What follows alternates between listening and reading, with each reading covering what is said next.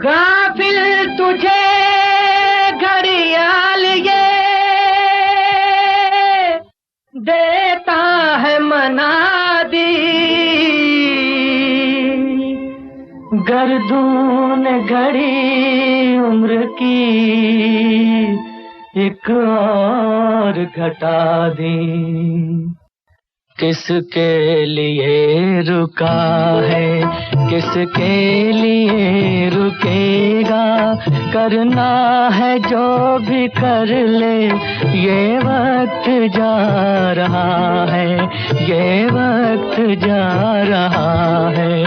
किसके लिए रुका है, किसके लिए रुकेगा, करना है जो भी कर ले, ये वक्त जा रहा है, ये वक्त जा रहा है। किसके लिए रुका है।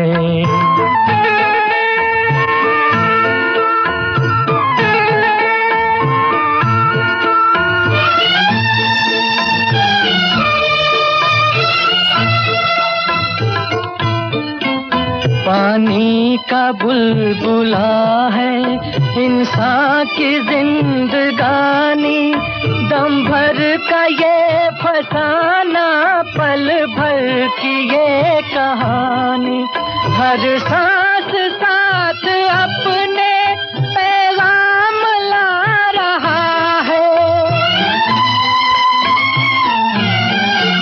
हर सांस साथ अपने पैगाम ला रहा है। करना है जो भी कर ले, ये वक्त जा। ओम शांति। 1/3/2025 प्रातः मुरली। ओम शांति। बाप-दादा मधुबन। बाबा आज कह रहे हैं, मीठे बच्चे, प्रीत और विपरीत ये प्रवृत्ति मार्ग के अक्षर है। अभी तुम्हारी प्रीत एक बाप से हुई है। तुम बच्चे निरंतर बाप की याद में रहते हो। मीठे बच्चे, प्रीत और विपरीत ये प्रवृत्ति मार्ग के अक्षर है। अभी तुम्हारी प्रीत एक बाप से हुई है। तुम बच्चे निरंतर बाप की याद में रहते हो। प्रश्न, याद की यात्रा को दूसरा कौन सा नाम देंगे? उत्तर, याद की यात्रा प्रीत की यात्रा है। विपरीत बुद्धि वाले से नाम रूप में फंसने की बदबू आती है। उनकी बुद्धि तमो प्रधान हो जाती है। जिनकी प्रीत एक बाप से है, वो ज्ञान का दान करते रहेंगे। किसी भी देहधारी से उनकी प्रीत नहीं हो सकती। गीत, ये वक्त जा रहा है। ओम शांति। बाप बच्चों को समझा रहे हैं। अब इसको याद की यात्रा भी कहे तो प्रीत की यात्रा भी कहे। मनुष्य तो उन यात्राओं पर जाते हैं। ये जो रचना है उनकी यात्रा पर जाते हैं। भिन्न भिन्न रचना है ना। रचयिता को तो कोई भी जानते नहीं। अभी तुम रचयिता बाप को जानते हो। उस बाप की याद में तुमको कभी रुकना नहीं है। तुमको यात्रा मिली है याद की।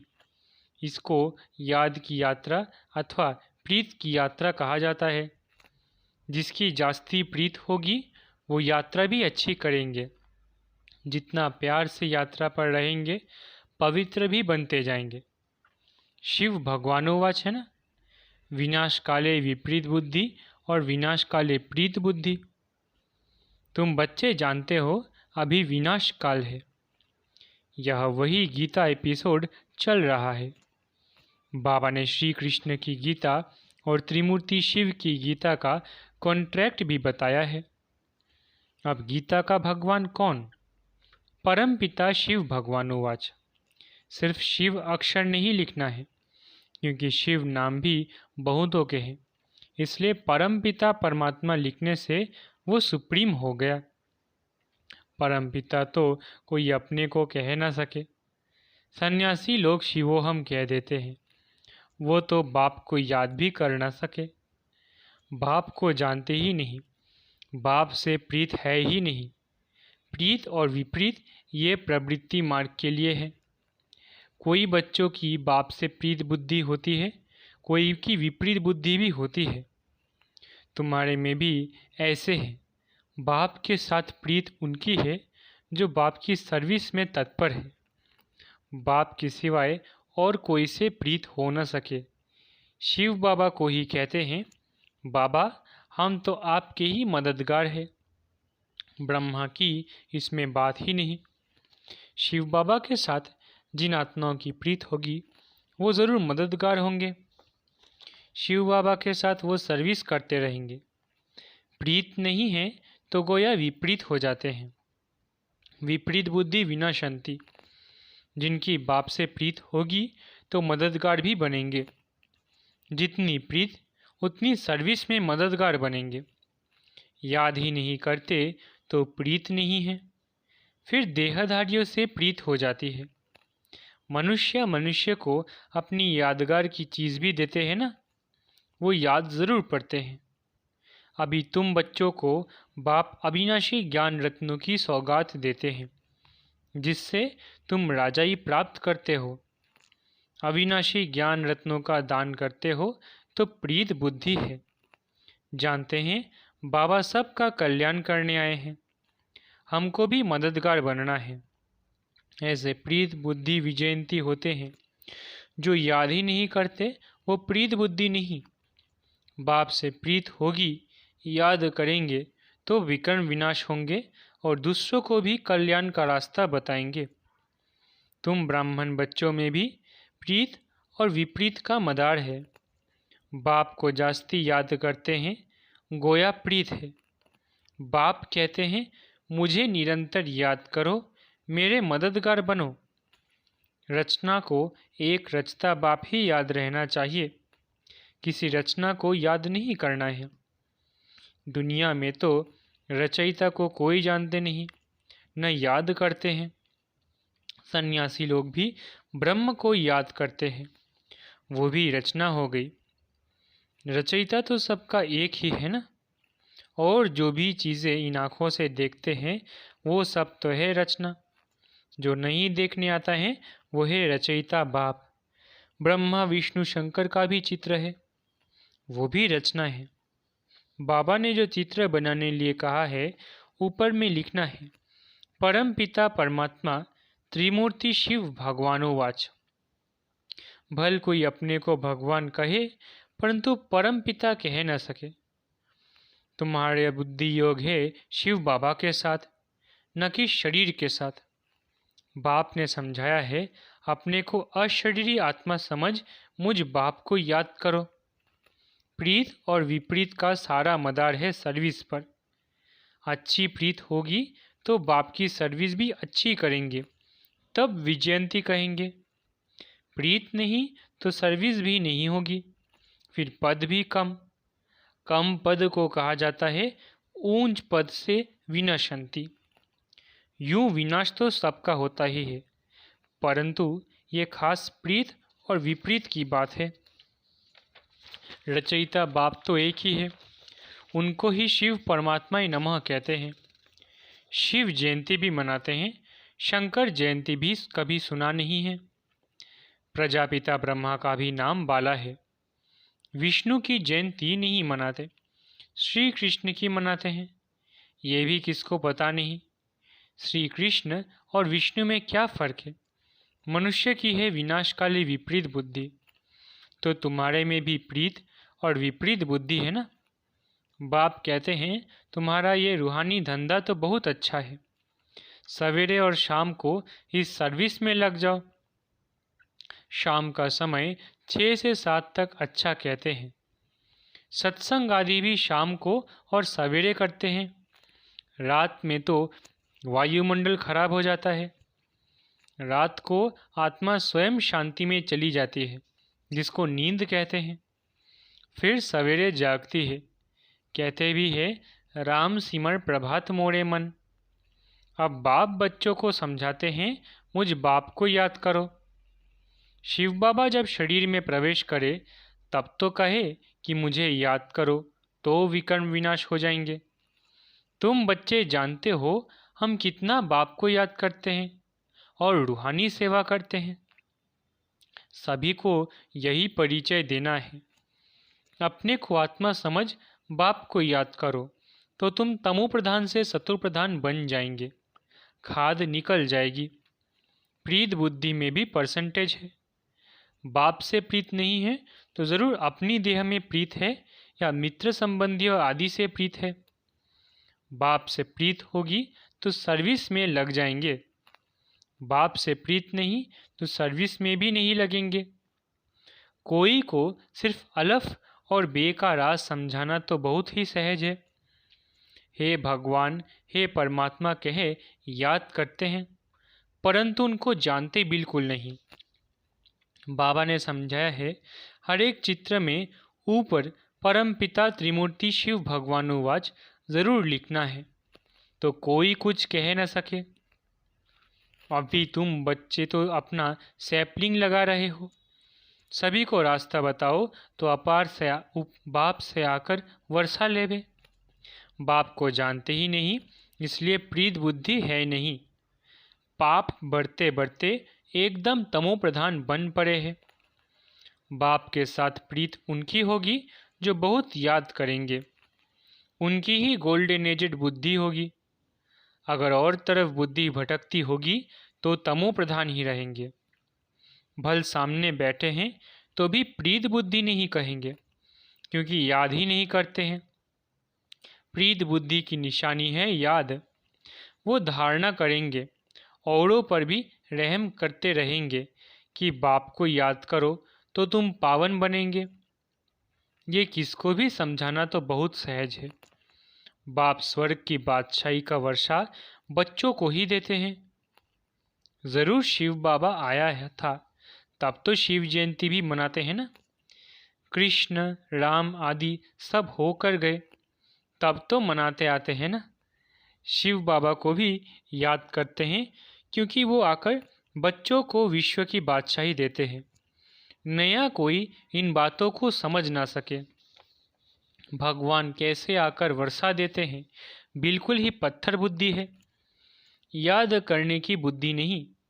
बाप खुद कहते हैं, तुम आधा कल्प के आशिक हो, मैं अब आया हुआ हूँ। भक्ति मार्ग में तुम कितने धक्के खाते हो, परंतु भगवान तो कोई को मिला ही नहीं। अभी तुम बच्चे समझते हो बाप भारत में ही आया था और मुक्ति जीवन मुक्ति का रास्ता बताया था।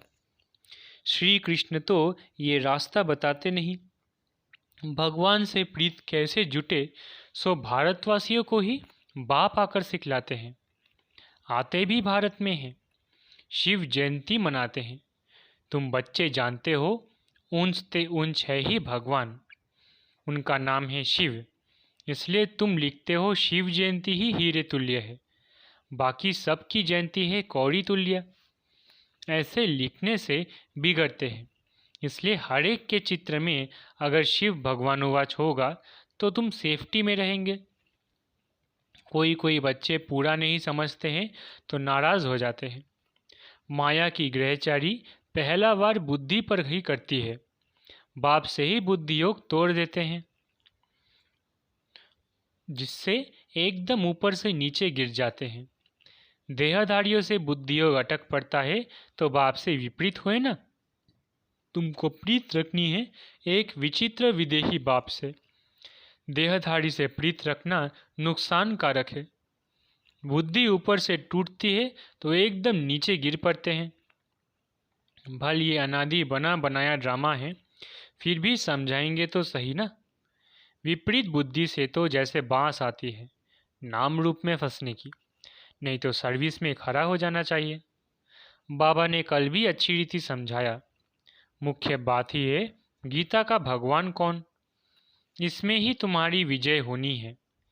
तुम पूछते हो कि गीता का भगवान शिव या श्री कृष्ण।